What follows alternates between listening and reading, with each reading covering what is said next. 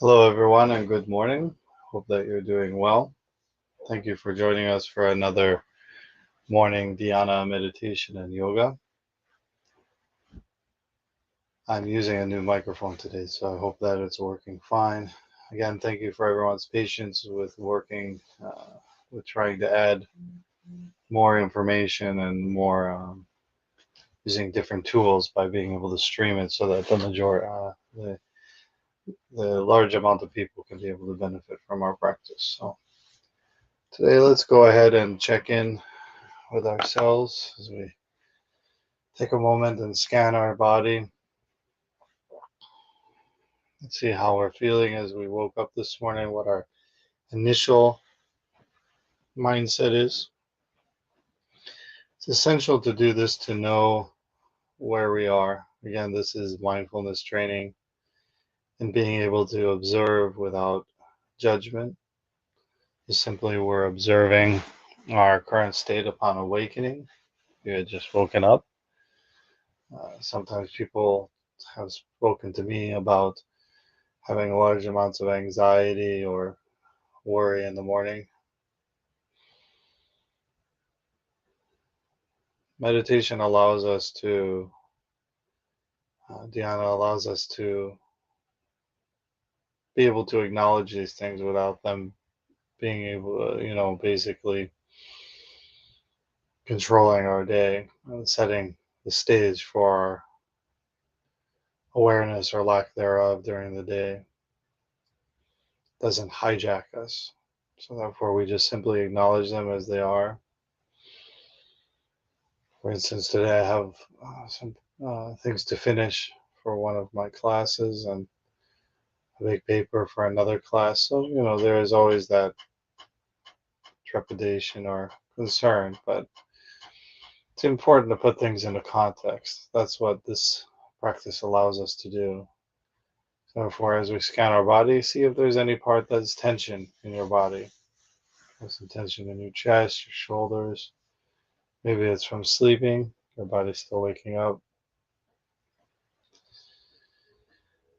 Then let's take a look at our emotions.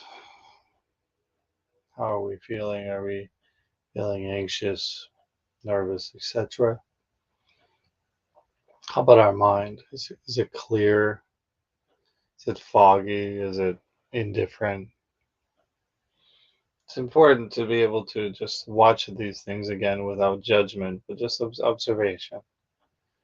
They're neither good nor bad. They're just what they are, what it is. As we say, jiso, as it is. But what we do know is that through our practice and study, we're able to come to a awakening and awareness that there are other aspects of our mind to see things in a different context. And I think this alleviates a lot of or minimizes or lessens the anxiety that we may have. It's not a matter of ignoring it either, because there may be urgency to something that you're doing. However, in this moment, worrying about it or just thinking about it is not going to assist you in getting it done.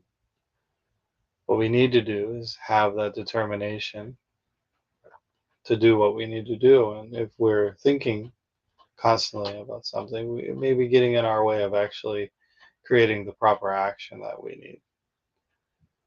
And then also, this goes into our external world, how we observe things. If we don't sit our mind in dhyana concentration and establish ourselves in our faith and practice, then during the day and throughout the day, we may choose the more lesser minds of the 10 realms to exist in, which of course will lessen our ability to interact with life. And I believe satisfaction is diminished as well, because it seems as if we're of another mindset. We're not in our right mindset. We're suffering, as the Buddha says. And this may continue, it may lessen, etc. But we have to be able to um, sit with that and not become overly fearful. just sit with that. And as we sit with that, we just simply observe. And one very important thing you can use throughout the day is the daimoku is used in many different ways, especially when you associate it with meditation, as we are a mantra-based school. So sometimes during the day, we can relate back to this mindset. This mantra, Nama Myoho Renge Kyo, connects us to this dhyana mind. So if you find yourself in some situations, you don't have to do loud chanting or stop what you're doing. Just take a moment, sit with yourself, and chant Nama Myoho very lightly, and just reestablish yourself in that foundation of dhyana and mindfulness. Okay, that's one thing that's very important for us. Sorry, I forgot to put on the microphone. Hopefully, you could still hear me. Very important for us to establish that. Okay. So, with that, let us begin our sitting meditation. So, we're going to sit up straight, kind of move our body a little bit, get some of the kinks out. Tucking our chin, ears above our shoulders. Okay. Sitting up, we're going to close our eyes, gently putting our teeth together, placing our tongue at the roof of our mouth. Keeping our eyes closed just enough to keep the light out. We don't want to put any tension in our face or in our body, okay? That's the opposite. We want to quiet the body. So therefore, we want to focus on a specific aspect of our mind. We put our hands in Hokkaijo-in, place it close to your body. Don't let it just hang down because then your shoulders and body move forward. Keep it close as like a nice tight belt, okay? Firm belt. And then what we're going to do, we're going to lean left to right, large, making to smaller movements like a pendulum, finding our center, forward to back. And as I have stated before, that Master Tiantai in the Makashikan states that we should be like a stone anchor, is the translation. And I believe it's a stone anchor because a stone anchor is able to move a little bit, but yet it keeps the boat in one spot, okay? So let us begin with 3 purifying breaths. Breathing in, hold, exhale. And as we exhale, let's exhale from every corner of our body. Round 2. Hold, exhale. Last round, breathe in. Hold and exhale.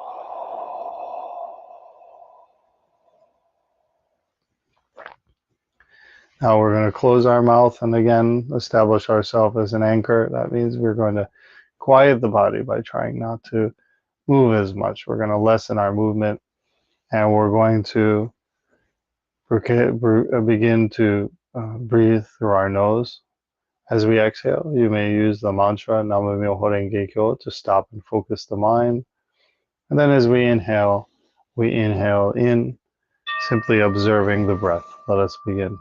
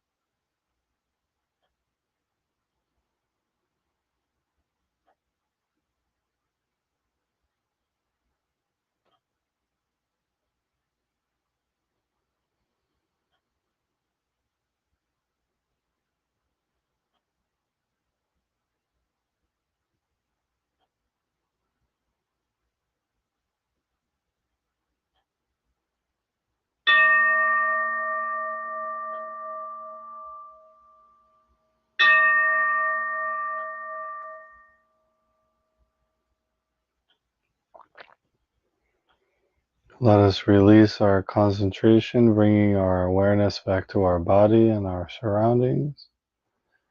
Gently sitting, start to move our fingers, our hands, awakening us more back to our body.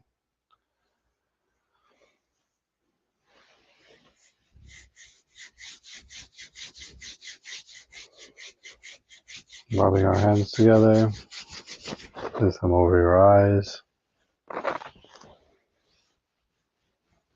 Meridians of our kidneys. Let's take a moment to check in with ourselves. Again, checking the state of our mind. Has it become more calm, more focused? And the state of our emotions, perhaps, our feelings. Have they been quieted or come to a state of equilibrium?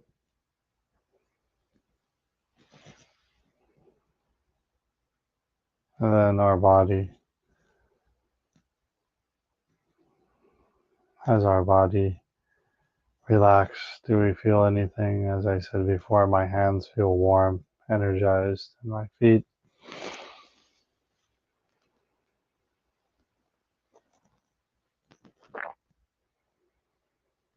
Let's just sit in this for a moment.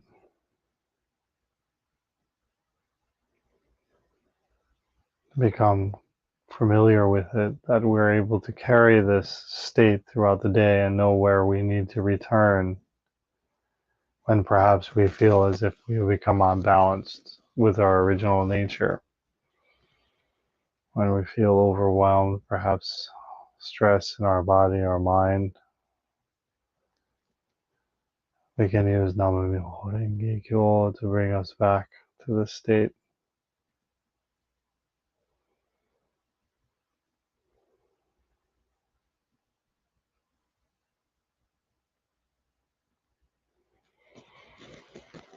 Thank you very much. The reason that we do this at the beginning and end is that it's essential for your mind to know the benefits of meditation. Also, this is the action of mindfulness. Mindfulness allows us to discern, to become discerning about our life as to different states, instead of just simply going along with the flow passively. We engage our life more actively. And I believe that's what most people want to do with their life. They believe that, their days pass by. They may ask themselves, what is the point? Every day feels the same, no improvement, etc. It can be very depressing. And of course, this is where this cycle of suffering begins and continues. But one important thing is to allow yourself, this self that we call us, to realize the benefits, because the body and mind will follow such things as they believe make them relaxed, make it happy, content, etc.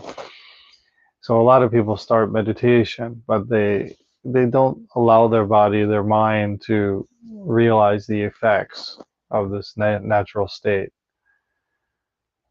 And by doing so, our body will naturally, over time, at the beginning it's very difficult. So you may find yourself, I can't meditate. Everyone can meditate, Dhyana meditation.